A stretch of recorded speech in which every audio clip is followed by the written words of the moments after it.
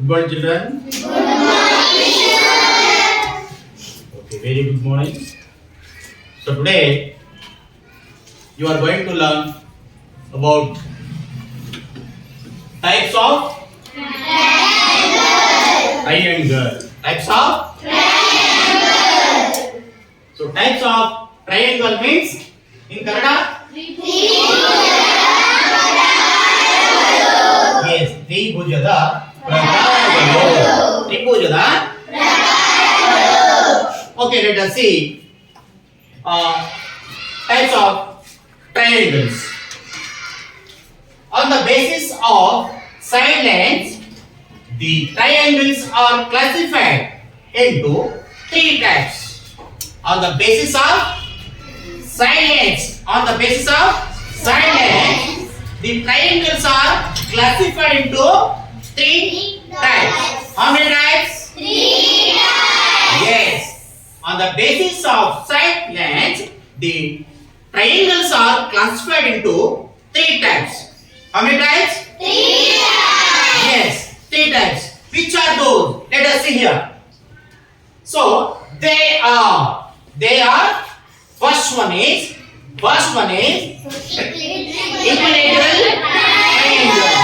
equilateral triangle. Second one is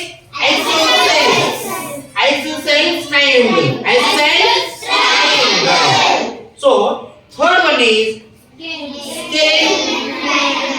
How to write? Scalene triangle. So first one is equilateral triangle, and second one is isosceles triangle, and third one is scalene triangle. Okay, let us see this in Kannada. What are the names of these in Kannada? How you say?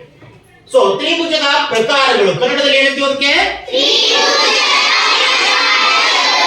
Yes, ತ್ರಿಭುಜದ ಪ್ರಕಾರಗಳು.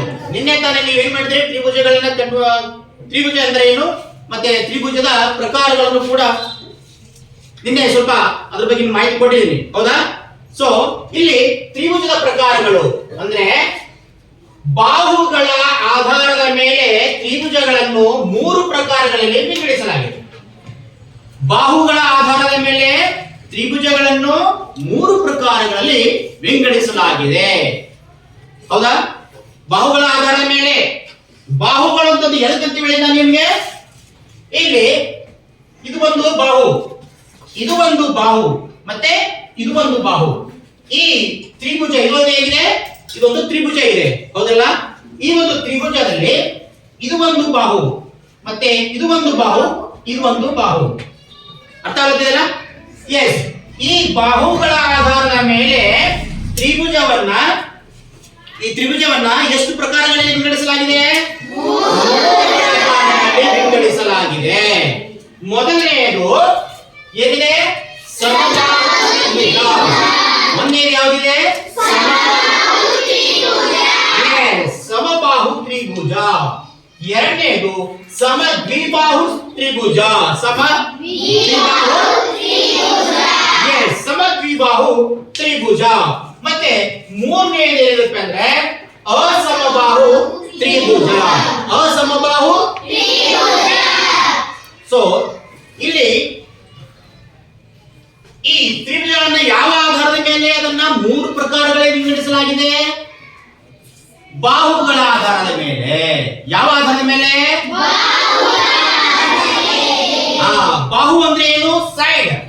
ಇದಕ್ಕೆ ಹೇಳ್ತೀವಿ, ಇದಕ್ಕೆ ಹೆಸರನ್ನು ಕೂಡ ಕೊಡಬಹುದು ನಾವು. A, B ಮತ್ತು ಸಿ ಎಂದು ಮೂರು ಹೆಸರುಗಳನ್ನ ಕೂಡ ಅದಕ್ಕೆ ಕೊಡಬಹುದು ನಾವು. ಸೊ ಹೀಗೆ ಎ ಇಂದ ಬಿ ವರೆಗಿನ ಈ ಒಂದು ಸೈಡ್ ಏನಿದೆ, ಈ ಒಂದು ಲೈನ್ ಏನಿದೆ, ಇದಕ್ಕೆ ಏನಂತೀವಿ ನಾವು? ಒಂದು ಬಾಹು ಅಂತ ಕರಿತೀವಿ. ಏನ್ ಕರಿತೀವಿ? ಬಾಹು ಎಂದು ಕರಿತೇವೆ. ಎ ಇಂದ ಸಿ ವರೆಗಿನ ಈ ಒಂದು ಗೆರೆ ಅಥವಾ ಈ ಒಂದು ಬಾಹು ಲೈನ್ ಇದೆಯಲ್ಲ, ಈ ಸೈಡ್ ಇದೆಯಲ್ಲ, ಇದಕ್ಕೂ ಕೂಡ ಒಂದು ಬಾಹು ಎಂದು ಕರೆಯುತ್ತೇವೆ. ಮತ್ತೆ ಬಿ ಇಂದ ಸಿ ವರೆಗಿನ ಈ ಒಂದು ಲೈನ್ ಇದೆ, ಈ ಒಂದು ಲೈನ್ ಅನ್ನ, ಈ ಒಂದು ಸೈಡ್ ಅನ್ನ, ಇದಕ್ಕೂ ಕೂಡ ಒಂದು ಬಾಹು ಎಂದು ಕರೆಯುತ್ತೇವೆ. ಅಂದ್ರೆ ಒಟ್ಟಾರೆ ಒಂದು ತ್ರಿಭುಜದಲ್ಲಿ ಎಷ್ಟು ಬಾಹುಗಳಿರ್ತವೆ? ಒಂದು ತ್ರಿಭುಜದಲ್ಲಿ ಮೂರು ಬಾಹುಗಳಿರ್ತವೆ. how many sides are there in a triangle? Yes, there are three sides. Three side lengths. Three sides or three side lengths are there in a triangle. On the basis of side lengths. On the basis of side lengths, triangle has three sides. How many sides are there in triangle? Okay, so that's why we can say triangle is classified into three types. It is classified into three types. ಅಂದ್ರೆ ತ್ರಿಭುಜವನ್ನ ಮೂರು ಪ್ರಕಾರಗಳಲ್ಲಿ ವಿಂಗಡಿಸಲಾಗಿದೆ. English ನಲ್ಲಿ on the basis of side lines ಅಂತ ಹೇಳ್ತೀವಿ ನಾವು. On the basis of side lines ಅಂತ ಹೇಳ್ತೀವಿ. ಅದೇ ಕನ್ನಡದಲ್ಲಿ ನಾವು ಬಾಹುಗಳ ಆಧಾರದ ಮೇಲೆ ಅಂತ ಕರಿತೀವಿ ನಾವು. ಏನಂತ ಅದಕ್ಕೆ ನಾವು ಬಾಹುಗಳ ಆಧಾರದ ಮೇಲೆ ಅಂದ್ರೆ ಒಂದು ತ್ರಿಭುಜವನ್ನ ನಾವು ಎಷ್ಟು ಪ್ರಕಾರಗಳಲ್ಲಿ ವಿಂಗಡಿಸ್ತೇವೆ ಅಂದ್ರೆ ಒಂದು ತ್ರಿಭುಜವನ್ನ ನಾವು ಆ ತ್ರಿಭುಜದ ಬಾಹುಗಳ ಆಧಾರದ ಮೇಲೆ ಅವನ್ನ ಮೂರು ಪ್ರಕಾರಗಳಲ್ಲಿ ವಿಂಗಡಿಸಲಾಗಿದೆ. ಒಂದನೆಯದು ಸಮಬಾಹು ತ್ರಿಭುಜ, ಎರಡನೆಯದು ಸಮದ್ವಿಬಾಹು ತ್ರಿಭುಜ, ಮೂರನೆಯದು ಅಸಮಬಾಹು ತ್ರಿಭುಜ ಅಂತ ಕನ್ನಡದಲ್ಲಿ ಹೇಳ್ತೀವಿ. ಅದನ್ನೇ ಇಂಗ್ಲಿಷ್ ನಲ್ಲಿ ಹೇಗೆ ಹೇಳ್ತೀವಿ ಅಂದ್ರೆ on the basis of side lines the triangle are classified into three types. Classified into three types. So they are, first one is equilateral triangle and second one is isosceles triangle and third one is scalene triangle.